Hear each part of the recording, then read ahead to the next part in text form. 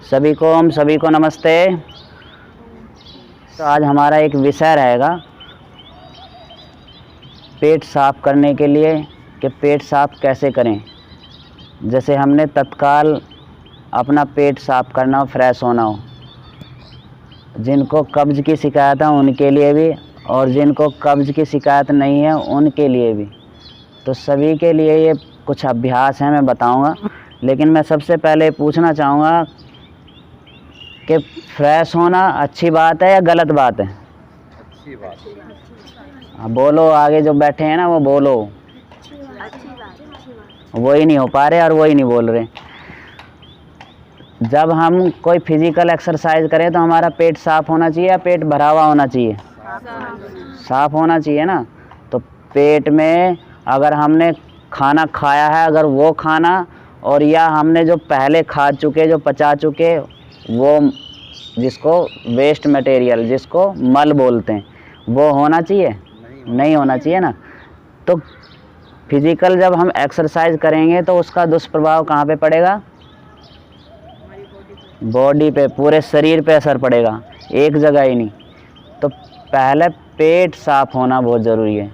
चाहे आप कोई भी काम कर रहे हो, ज़ोर ज़बरदस्ती वाला कर रहे हो, सुबह के समय जब उठते हो ना तो पहले पेट साफ़ होना चाहिए, क्योंकि ज़ोर ज़बरदस्ती करते समय भी प्रेशर बन जाता है। तो पहले पेट साफ़ कर लो। प्रेशर क्यों बनाना है? तो प्रेशर बनाने के लिए ही एक कुछ आसन है। तो वो किस तरीके से करे जाते हैं वो पहले मैं बाद में बताऊंगा, लेकिन इसका दुष्प्रभाव किस तरीके से पड़ेगा ध्यान रखना। जब आप कोई भी आसन करोगे, कोई भी प्राणायाम करोगे, उसका सबसे पहले असर कहाँ पे होता है? पेट पर। तो पेट आपका खाली रहना चाहिए। जब भी आओ आप ज़बरदस्ती कोशिश करो कि हमारा पेट साफ़ हो। जब तक आप अपनी पोटी नहीं करोगे आपकी आंतड़ियाँ साफ़ नहीं होंगी। आप कोशिश नहीं करोगे तो आपका शरीर भी आपका साथ नहीं देगा। आप कोशिश तो करके देखो। आसन बहुत सारे बता रखे, पहले भी हमने बता रखे और तरीका भी उसको कराने का बता रखा है। जब आयुर्वेद के अंदर कोई औषधियाँ दी जाती हैं ना, जब जिनका पेट साफ़ नहीं होता तो वो दवाइयाँ भी काम नहीं करती, गोलियाँ काम नहीं करती, देसी दवाई काम नहीं करती। तो उसको सबसे पहले कोई भी डॉक्टर, अंग्रेजी भी डॉक्टर जब दवाई देता है तो वो क्या करता है? पेट साफ़ रखने के लिए एक टैबलेट डालता है।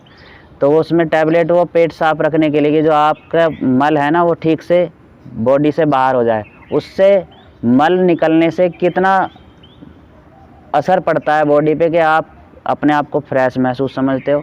जो उसके साथ, जो मल के साथ जो गैस उठ रही थी वो आपकी बॉडी के अंदर पहुंचती है और वो उस अपना असर दिखाती है। वो बॉडी में हवा जो होती है ना, जो वायु होती है, वो किधर भी जाएगी नुकसान करेगी। तो मल में से जो गैस बनती है वो गैस कहाँ जाएगी? तो वो पूरी बॉडी के अंदर कहीं पर भी जा सकती है, उसको जहाँ से भी रास्ता मिलेगा उधर जा कर के नुकसान करेगी। तो ऐसे ही आपका मल है, जब मल आपकी आंतों में रहेगा तो आंतें की जो दीवारें होती हैं, जो उसकी जो स्ट्रक्चर है जो आंतड़ियों का, तो वो कितना पतली चमड़ी जो होती है उस तरीके का बना हुआ होता है। और आप उसमें मल भर के रखोगे और फिर दबाव डालोगे या कोई आसन करोगे और या आप प्राणायाम में जैसे कपालभाति करोगे तो उसका दुष्प्रभाव कहाँ पर पड़ेगा? आपकी आंतों पर पड़ेगा। आंतें आपकी डैमेज हो जाएंगी। आप ज़ोर ज़बरदस्ती से करोगे अभ्यास तो आंतों में किसी भी तरीके की कोई भी दिक्कत हो सकती है। कई बार बोलते हैं ना कि आंतड़ियों में पंचर हो गया। तो पंचर का मतलब क्या होता है कि वो मल बहुत दिनों से भरा हुआ था और आपने वहाँ दबाव डाला और वहाँ से उसमें लीकेज शुरू हो गई। तो ऐसे हो जाता है कि आंतड़ियाँ फट जाती हैं। तो ऐसा कभी नहीं करना। पुराने से पुराना भी मल होता है ना, आसन प्राणायाम करके आप उसको अपने पेट को ठीक रख सकते हो। कुछ औषधियों का सेवन भी कर सकते हो। तो सबसे पहले हम चाहेंगे कि हमारा पेट ना नेचुरल तरीके से साफ़ हो। तो सुबह जब उठते हैं हम तो सबसे पहले उठते ही हमने क्या करना चाहिए? देखो, पूजा पाठ ये सब चीज़ें पहले बाद की हैं। पहले हमारा शरीर, आपका शरीर रहेगा, आपका तन ठीक रहेगा तभी तो आप कुछ कर पाओगे। आप दूसरों की मदद कब कर पाओगे? जब आपका शरीर स्वस्थ होगा। नहीं तो फिर दूसरों से ही हेल्प लेनी पड़ेगी, मदद दूसरों से लेनी पड़ेगी। ना कि हमने ऐसा नहीं बनना, हमने ऐसा बनना चाहिए कि हम दूसरों के मददगार बन सकें, दूसरों की मदद कर सकें। तो हमने सबसे पहले सुबह उठ करके क्या करना है? पानी पीना है, 1 गिलास पानी। और कौन सा पीना है? फ्रिज का? नॉर्मल पी सकते हो। जैसे अब गर्मी है तो आप नॉर्मल पी सकते हो। जिनको एसिड नहीं बनता है जिनको पित्त की शिकायत नहीं है तो वो हल्का सा उसको गुनगुना भी कर सकते हैं। आजकल गर्मी का टाइम है तो नॉर्मल वैसे ही मिल जाता है आपको, कैन या टंकी में पानी भरा होता है वो वैसे ही मिल जाता है कि उसको गर्म करने की ज़रूरत नहीं होती। लेकिन फिर भी किसी को अगर ज़रूरत पड़ती है कि उसने और जल्दी से प्रेशर बनाना है या पेट को ठीक रखना है तो उन्होंने उसको गर्म करके पीना है। तो पीना किस तरीके से है, पानी कैसे पीना है, पैर के पंजों पर, इसको बोलते हैं उकड़ू बैठ करके पीना। तो उकड़ू बैठ करके ऐसे गिलास ले लिया और आपने पंजों के बल पिया। इसका एक चीज़ मैं आपको बता दूं, इसका फ़ायदा क्या है पंजों के बल बैठ करके पीने से, कोई बताएगा? पंजों के बल बैठ करके पीने से क्या है? पंजों के बल बैठ करके पीने से क्या होगा कि आपने जहाँ पानी पिया ना वो वहीं पर होगा, और जिस भी तरफ आप उसको ले जाना चाहोगे ना प्रेशर बनाने के लिए वो काम करेगा। अभी जब आपके पंजे नीचे हैं ना तो पानी एकदम से सरक जाएगा। थोड़ा पंजों के बल थोड़ा रोक सकते हो आप। घूंट घूंट करके पानी पीना, एकदम से नहीं पीना पानी को। पानी पिया आपने, एक गिलास पानी पी लिया और फिर आप पानी पी करके ना खड़े हो जाओ। अब आपने ताड़ासन करना है। सबसे पहले आपने ताड़ासन करना। ताड़ासन के लिए सीधे जाएं और पूरा तान दें। आपने जैसे ही हाथ ऊपर को करे और जैसे ही आपने बॉडी को खींचा ऊपर की तरफ पंजों के बल खड़े होकर के, तो आपका क्या होगा, पेट में खिंचाव होगा, आपकी आंतड़ियों में खिंचाव। जो पानी पिया ना आपने वो पानी नीचे की तरफ सरकेगा। अब वो जब सरकेगा ना तो वो असर दिखाना शुरू करेगा कि वो मल को धक्का मारेगा। फिर से करो उसको 2-3 बार, 4 बार, 10 बार, 15 बार आप इसको कर सकते हो। बार बार हाथ को सिर पे रखें, सिर पे वज़न रख दें, फिर ऊपर ले जाएं, फिर खींच दें, पूरा खींचें जितना खींच सकते हो, फिर ऐसे ले जाएं। आप देखोगे आपके पेट में गुड़गुड़ होने लगी, आवाज़ आनी शुरू हो जाएगी। फिर उसके बाद आपने फिर उसको पानी को नीचे की तरफ सरकाना है। कैसे सरकाओगे? इस तरह से लेकर के जाना, पूरा ट्विस्ट करना, फिर दूसरी तरफ से ट्विस्ट करना।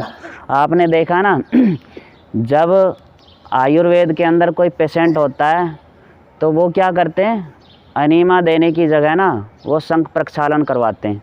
मतलब बहुत ज़्यादा तबीयत ख़राब है तो उसको एनीमा दिया जा सकता है, लेकिन ज़्यादातर वो कोशिश करते हैं कि उसको शंख प्रक्षालन। शंख प्रक्षालन का मतलब, शंख देखा है ना, शंख में क्या करते हैं, पानी एक तरफ से डालते हैं और दूसरी तरफ से पानी निकल जाता है।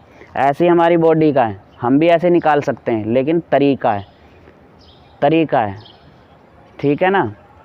तो ये तरीका उसी का ही तरीका है कि आपने पानी पी करके ताड़ासन कर लिया, फिर आपने ये त्रियक ताड़ासन इस तरीके से कर लिया, ट्विस्टिंग कर ली इस तरह से।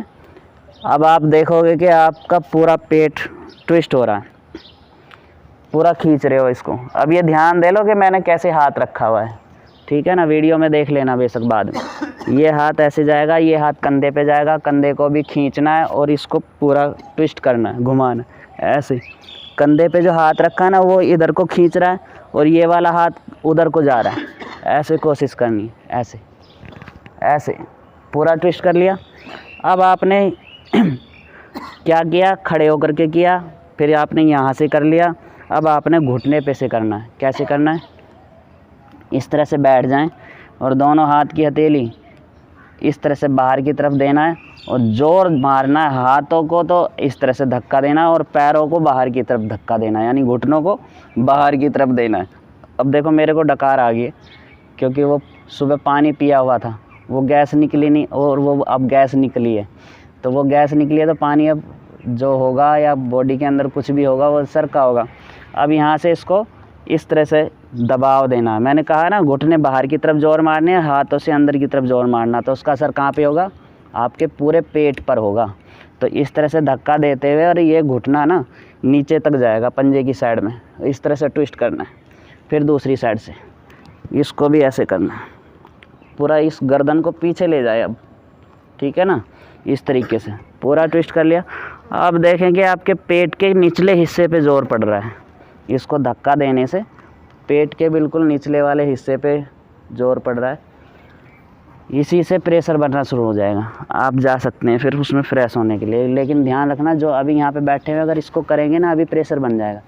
तो ये तरीका है, फिर भी अगर नहीं बनता, फिर आपने क्या करना है, पेट के बल लेट जाएं, 1 गिलास पानी और पी लें, पेट के बल लेट जाएं और फिर भुजंगासन करें। 15-20 बार कर लिया आपने, कोहनी सीधी करके ऊपर उठना है। फिर आपने फिर से खड़े होकर के ताड़ासन शुरू करना है। जो तरीका बताया वही तरीका दोहराना है। ये कर लिया, आप पोट पे गए, लेकिन ध्यान रखना, कोशिश करो इंग्लिश वाला पोट नहीं इस्तेमाल करना। अगर आपने बॉडी के अंदर बीमारियां लानी है ना, तो इंग्लिश पोट पे बैठ सकते हो। मजबूरी है, इमरजेंसी है तो उसका इस्तेमाल किया जा सकता है, लेकिन कोशिश क्या करनी है, देसी पोट की। देसी पोट का क्या फ़ायदा और इंग्लिश पोट का क्या नुकसान है, कोई बताएगा? देसी पोट पे क्या होता है, जब हम बैठते हैं तो हमारे थाई कहाँ गई, पेट पे गई। जब हम इस तरीके से बैठते हैं तो वो कहाँ पर जोर पड़ा, पेट चाहे कितना भी बड़ा है, दाब इसी से पड़ेगा। पेट नहीं है तो भी, पेट फुला हुआ है तो भी दबाव आपकी थाई से पड़ेगा। आप इस तरीके से बैठे, ढीले होकर के बैठ गए, अब आपका दबाव पूरे पेट पे पड़ रहा है, आपका पेट दबाव से साफ़ हो जाता है, ठीक है ना। इंग्लिश पोट पे क्या होता है, आप इस तरीके से बैठते हो, इस तरीके से बैठते हैं, पूरा वज़न वहीं होता है, आपको कोई फ़र्क नहीं पड़ने वाला। आधी पोटी हुई आधी नहीं हुई, पेट में ही मल रह जाना। और दूसरा ये कि वो उस पर 36 लोग बैठते हैं, ज़रूरी नहीं कि अब तुम उसको बार बार उसको साफ़ करोगे। पता नहीं कौन सा कैसा पेशेंट कहीं दूसरी जगह करके आए, किसी को खुजली हो रखी तो आपको भी खुजली दे गया। तो ऐसे इंग्लिश पोट का इस्तेमाल ना करें, मजबूरी है तो ही करें, देसी पोट का इस्तेमाल करें। और इंग्लिश पोट वालों की एक और पहचान बता दूं, आप देखना आप देखोगे कि इंग्लिश पोट वाले ना थोड़े से ऐसे चलते हैं, या तो ऐसे लचक मारेंगे या थोड़े से झुके हुए ऐसे से चलते हैं। तो वो इंग्लिश पोट वालों की मैंने कई बार गौर करी है कि वो उनका स्ट्रक्चर ना बिगड़ जाता है। नीचे घुटने टेकने से, आपके घुटने मुड़ने से बहुत फ़र्क पड़ता है। आप आलती पालती मार के नीचे बैठ सकते हो। जिन्होंने कभी भी इंग्लिश देसी पोट इस्तेमाल नहीं किया, उनसे वो ना तो पद्मासन लगेगा और ना ही उनके घुटने मुड़ते, उनके घुटने उतने ही मुड़ते। कई लोगों को मैंने देखा, घुटने उनके हमने उन्हें मुड़वाने सिखाए, उनको बताया क्योंकि वो खाना खाते थे तो टेबल पे खाते थे, कभी नीचे नहीं बैठ के खाते थे, इंग्लिश का पोट का इस्तेमाल करते थे। उन्होंने कभी नीचे बैठ कर के घुटने मोड़ के कभी देखा ही नहीं। एक दिन मैंने बैठा करके देखा तो वो बोले कि मुड़ते ही नहीं है, अटक जाते हैं वहीं जाके, इससे नीचे जाते ही नहीं है। मन का भैया रोज़ कोशिश करो, रोज़ उठक बैठक लगाओ इसी तरीके से, और थोड़े से ना घुटनों को बार बार बैठ करके मोड़ा करो। वो बैठने लगे, 2-3 दिन में उनके घुटने मुड़े तो वो बहुत खुश हुए। कई साल के बाद उन्होंने बैठ करके देखा होगा तो बोले यार कमाल हो गया आज तो ऐसे ही है, ये कमाल ही हो जाता है जब अपनी बुद्धि होते हुए भी ना बुद्धि का इस्तेमाल नहीं करते, तो ऐसे ही भुगतना पड़ता है। तो पेट साफ करने के लिए मैंने कुछ अभ्यास बताए थे, तो इसको आप करके आया करो। आप ध्यान रखना, आइंदा अब जब भी आओगे ना, कोशिश करनी है आपने पेट साफ रखना है, ठीक है ना। नहीं होता तो हरड़ का चूरन भी आता है, आप पंसारी से हरड़ ला सकते हो। हरड़ को कूट करके छान करके उसका पाउडर बना लें। उसके तरीके हैं लेने के, आप उसको देसी घी में भी भून सकते हो, हरड़ को हल्का हल्का फ्राई कर लें, देसी घी में, गाय के घी में भून करके उसका पाउडर बना करके रख लें। उसको लेने के अलग अलग तरीके हैं, अलग अलग तरीके से उसका इस्तेमाल किया जा सकता है। खांसी है, गले में कफ़ है, कब्ज़ हो रखी है, तो किस चीज़ के लिए साथ लेना, कभी शहद के साथ लेना है, गुड़ के साथ कब लेना है, तो ये किसी पेशेंट को पेशेंट के तरीके से बताया जाता है। तो हरीत की चूरन कई जगह मिल जाता है, पतंजलि स्टोर पे मिल जाता है, तो उस चूरन का भी इस्तेमाल कर लें। लेकिन उसको कोई भी चूरन है उसको ज़्यादा मात्रा में और ज़्यादा लंबे टाइम कभी इस्तेमाल नहीं करते। पेट साफ़ रखने के लिए जितने भी चूरन आते हैं उन सब चूरनों से बचना है, तो नेचुरल तरीके से आपने साफ़ करना है, ठीक है ना। तो ये था आज का हमारा एक टॉपिक था, क्योंकि समस्या बहुत होती है, किसी किसी को तो इतनी दूर आ जाते हैं कि वो एक्सरसाइज करने के लिए निकल जाते हैं और लगती है तो फिर घर की तरफ भाग लेते हैं। तो ऐसा नहीं करना, कि आपके अंदर इतनी क्षमता होनी चाहिए कि आप अपनी बॉडी को पहले ही फ्रेश करके लाओ। लेकिन हाँ, कोई भी वेग आता है उस वेग को नहीं रोकना है। अगर आपने किसी भी वेग को रोका, कोई भी वेग को, यानी खांसी है, छींक है, गैस है, लैट्रिन पेशाब है, इनको रोकोगे तो रोग पैदा होगा। ये एक तरह के वेग हैं, इन वेग को नहीं रोकना। जब भी आए आप इनको, छींक आती है तो छींकें, खांसी आती तो खांसे, धंसका लगाए तो खांस दें, तो उससे आराम मिलेगा। लैट्रिन बाथरूम ये तो सुबह की चीज़ें हैं, आप पहले से ही फ्रेश होकर के आना, ठीक है ना। आज के लिए बस इतना ही। सभी को ओम।